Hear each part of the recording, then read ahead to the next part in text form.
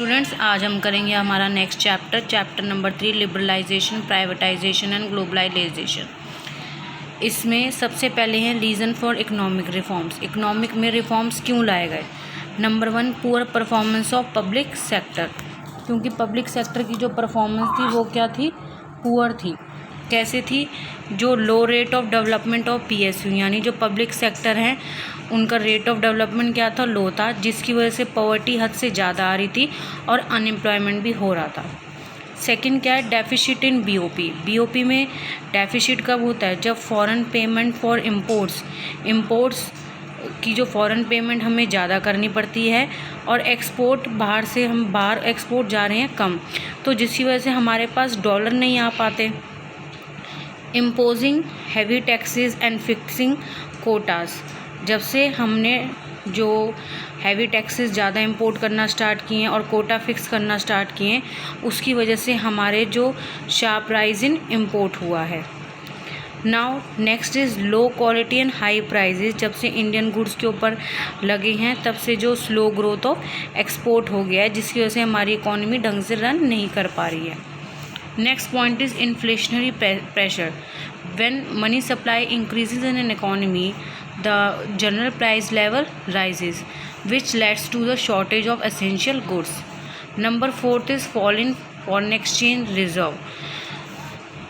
Due to in the process of industrialization, import increases and export decreases. जब import आपके increase हो जाते हैं, जिसकी वजह से हमें foreign करेंसी में पेमेंट देनी पड़ती है और फॉरेन एक्सचेंज रिजर्व क्या हो जाता है, आपका फॉल हो जाता है। Point number 5 is huge burden of debts. Expenditure of government is more than the revenue of government. For competing the expenditure of government, we have to borrow the money from the public, banks, institutional, financial institution, etc.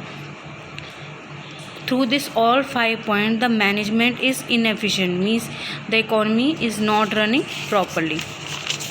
Next, the new economic policy. The new economic policy was announced in July 1991 by Prime Minister P.V. Narasimha Rao and along with the Finance Minister Dr. Manmohan Singh. The objective of new economic policy was to create the competitive environment and also to remove the barriers of entry and growth of firms, यानी कि जो हमारे बाहर से जो लोग आते हैं और हम जो बाहर जाते हैं, हमारी जो फर्म्स जाती हैं फॉर द बिजनेस पर्पस, उनके लिए जो बैरियर्स लगे हुए हैं उन्हें हटाना। There are 2 kinds of measure of new economic policy, stabilization measure and structural reform measure.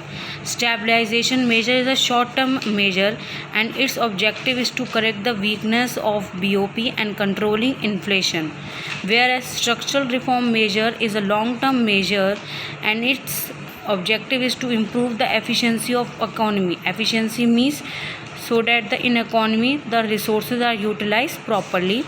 Number 2, increase the international competitiveness, means कि इंटरनेशनल वालों के साथ मार्केट ज़्यादा जनरेट हो। Next, there are 3 main policy of new economic policy: liberalization, privatization and globalization. First of all, liberalization is removal of entry and growth restricted on private sector वालों पे जितने भी उनकी पाबंदी लगा रखी उनको रिमूव करना। इनका पर्पस क्या था, कंपटीशन लेके आना इकॉनमी में। इसके लिए इंडस्ट्रियल सेक्टर रिफॉर्म्स लाए गए, जिसमें न्यू इंडस्ट्रियल पॉलिसी बनाई गई जुलाई 24, 1991 में। Number 1 is reduction in industrial licensing, यानी अगर आपको न्यू इंडस्ट्रीज सेटअप करनी है या एक्सपेंड करनी है तो कोई भी लाइसेंस नहीं देना पड़ेगा। सेकेंड इज़ लिकर, और जो लाइसेंस सिर्फ लगा था वो सिर्फ 5 इंडस्ट्री पे था: liquor, defence equipments, industrial explosives, dangerous chemical and cigarette.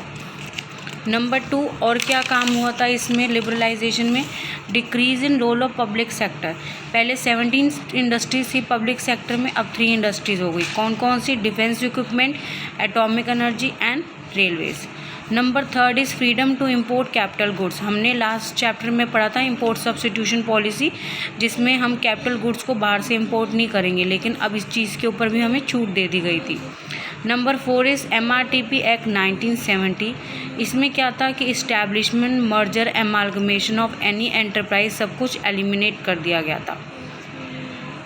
Number 2 financial sector reforms.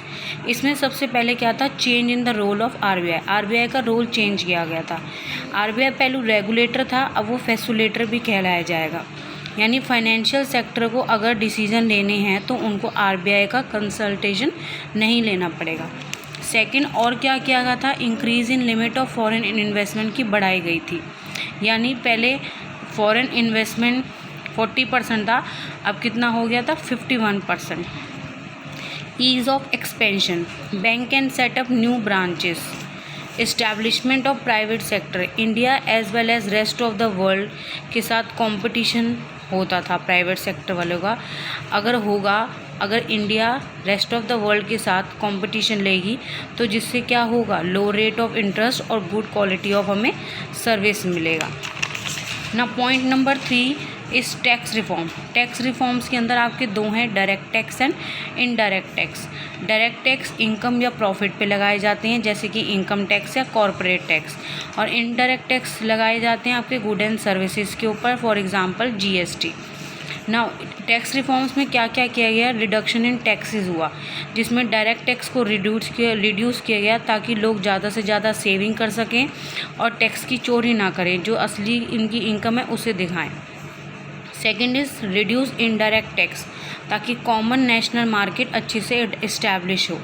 Number third is simplify the process of taxation को रिड्यूस किया गया। Number 4 reform in liberalisation is foreign exchange reform. Definition of foreign exchange rate क्या आता है, when we exchange our domestic currency with another currency is known as foreign exchange rate. For example $1 के बदले हमें क्या देना पड़ेगा, ₹62।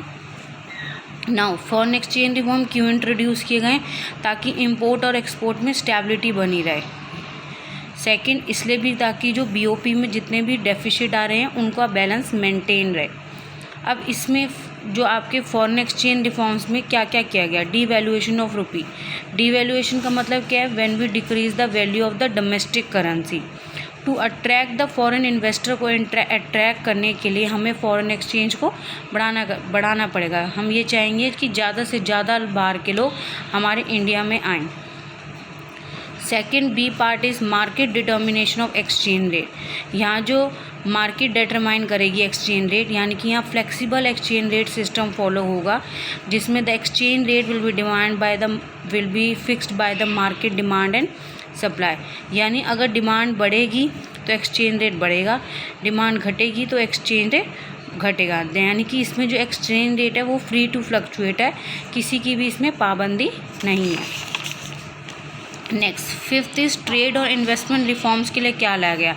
अगर हम 1991 से पहले की बात करते हैं तो उस टाइम पे हैवी टैरिफ और कोटा इम्प्लीमेंट किए जाते थे, जैसे कि हमने प्रीवियस चैप्टर में पढ़ा भी हुआ है। इन सबको to protect the domestic industry को प्रोटेक्ट करने के लिए, ठीक है, बहुत सारे टैक्सेस और टैरिफ कोटा वगैरह लगाए गए थे, जिसकी वजह से एफिशिएंसी हमारी रिड्यूस हुई और इकोनॉमी क्या हुआ, स्लो हो गई। In order to boost competition और फॉरेन इन्वेस्टमेंट, कंपटीशन लाने के लिए मार्केट में और फॉरेन का इन्वेस्टमेंट हुए, इसके लिए क्या किया गया, कोटा रिड्यूस किया गया, एक्सपोर्ट ड्यूटी को हटाया गया, इम्पोर्ट ड्यूटी हटाई गई और इम्पोर्ट लाइसेंसेस को भी हटाया गया। सिर्फ लाइसेंस 2 चीज़ों पे लगता था, हज़ार्डियस केमिकल और एनवायरमेंटल सेंसिटिव इंडस्ट्रीज़ के ऊपर बस। नाउ अभी तक हमने पढ़ा था लिबरलाइजेशन, अब हम पढ़ेंगे प्राइवेटाइजेशन। प्राइवेटाइजेशन क्या होता है, ट्रांसफ़र ऑफ ओनरशिप या मैनेजमेंट या कंट्रोल ऑफ पब्लिक, किसको कर दें हम ट्रांसफ़र, प्राइवेट सेक्टर को। 2 वेज ऑफ प्राइवेटाइजेशन होते हैं, या तो आप अपने ओनरशिप को ट्रांसफ़र कर दीजिए या डिसइन्वेस्टमेंट। डिसइन्वेस्टमेंट का मतलब क्या है, selling a part of equity shares, उसे हम क्या बोलते हैं, डिसइन्वेस्टमेंट। पर्पस ऑफ प्राइवेटाइजेशन क्या था, ताकि फाइनेंशियल डिसिप्लिन इम्प्रूव हो और मॉडर्नाइजेशन आए। गवर्नमेंट हैज़ लिस्टेड, गवर्नमेंट ने 9 पब्लिक सेक्टर अंडरटेकिंग को लिस्ट किया, जिसका नाम रखा था नवरत्न कंपनीज। मिनी रत्न भी था एक, लेकिन 13 सितंबर 2017 को 8 महारत्न थे, 16 नवरत्न थे एंड 74 मिनी रत्न थे। ये था आपका आज तक का प्राइवेटाइजेशन का टॉपिक।